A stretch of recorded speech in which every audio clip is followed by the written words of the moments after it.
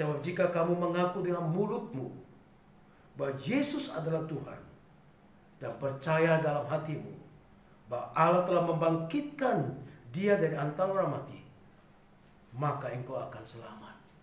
Saudara-saudara, Yesus Kristus benar-benar bangkit.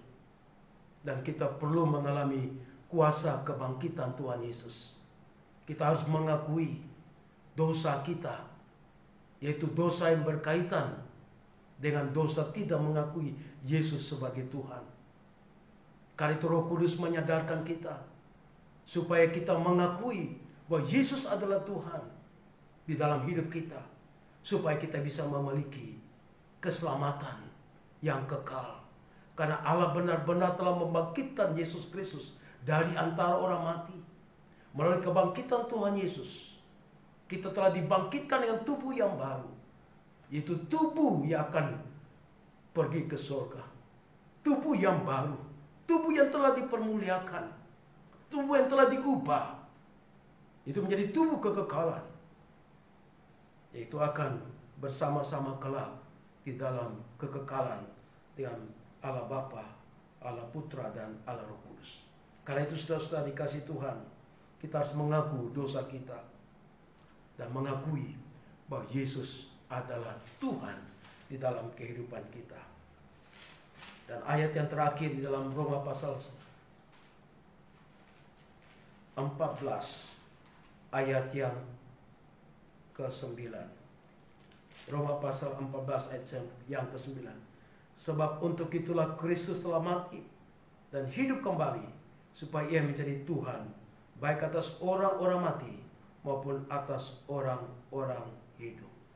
Saudara-saudara dikasih Tuhan, firman Allah yang berbicara bahwa untuk itulah Kristus telah mati dan hidup kembali, supaya Ia menjadi Tuhan di dalam hidup kita, supaya Dia menjadi pemilik utama dalam hidup kita, supaya kita menjadi hambanya, dan Dia menjadi majikan kita, Dia menjadi Tuhan kita, sehingga Dia yang memerintah atas seluruh hidup kita. Dia memerintah atas semua pikiran kita, Dia memerintah atas seluruh hidup saudara, Dia memerintah atas seluruh keuangan saudara, Dia memerintah atas semua rencana-rencana saudara ke depan, masa depan saudara. Karena pada waktu kita mengaku Yesus sebagai Tuhan, itu artinya bukan saja kita menerima Dia sebagai Tuhan dan Juru Selamat dalam hidup kita. Terlalu enak, terlalu gampang. Kita mau saja diselamatkan oleh Tuhan, tetapi kita tidak mau menjadi pengikut Tuhan yang setia. Kita tidak mau menjadi hambanya.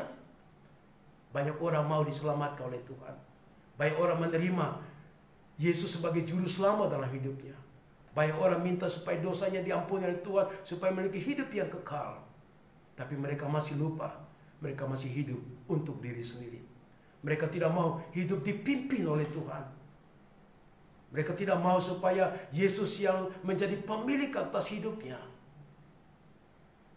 dan mau hanya menerima anugerah keselamatan dari Tuhan, hanya mau menerima berkat-berkat daripada Tuhan.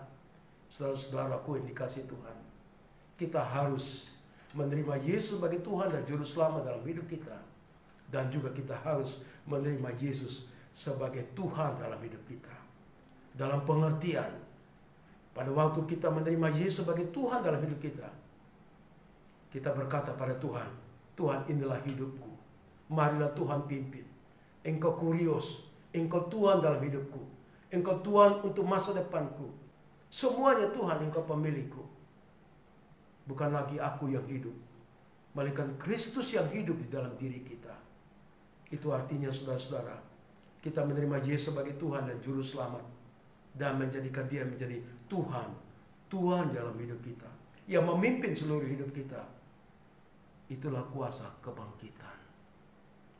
Kuasa kebangkitan membuat saudara menerima Yesus Kristus sebagai Tuhan dan Juru Selamat pribadi.